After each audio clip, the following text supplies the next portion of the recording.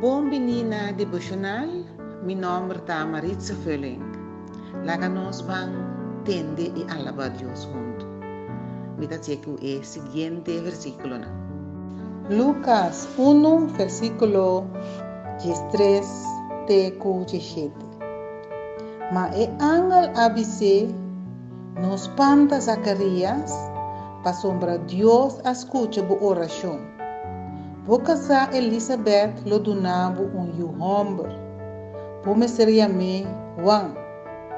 Lo epone hope israelita vai back cerca Senhor, nang Deus. Lo vai Senhor sudilante com a atitude e poder de profeta Elias.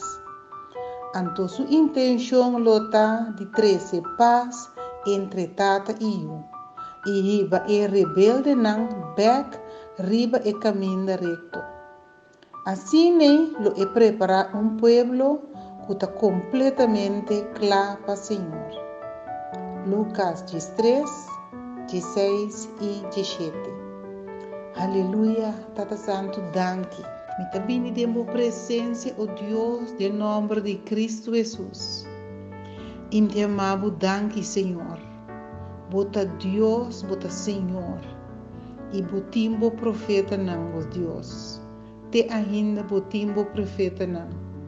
O Senhor, laga nos intenção tá, para onde que nos vai nos trazer paz. Paz entre tata e eu. O Senhor, me te pediu sabedoria, para nos papi a palavra não de sabedoria, para riba rebelde não bec, riba e caminho recto. O sim, Senhor, rebelde não me ter convertir e vai back riba e caminho recto. O Senhor, danke. Danke que nós cada nos cada por preparar gente para ser nos dar pueblo completamente claro para Deus. O sim, Senhor, bo propósito, bo plan que nós cada tá para nos tur ajuda. Para nós formar grupo grande e alabado de espírito e verdade. Para sombra bota Deus, para sombra bota santo, para sombra bota digno. Danke, Tata. Danke para Cristo Jesus.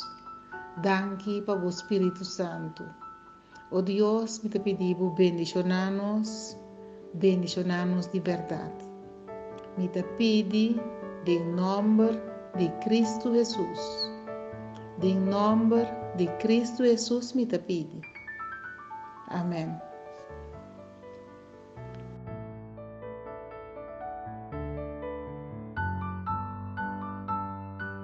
Danke para escutar e sentir-vos livre para compartilhar com uma família, um amigo, uma amistade. Danke!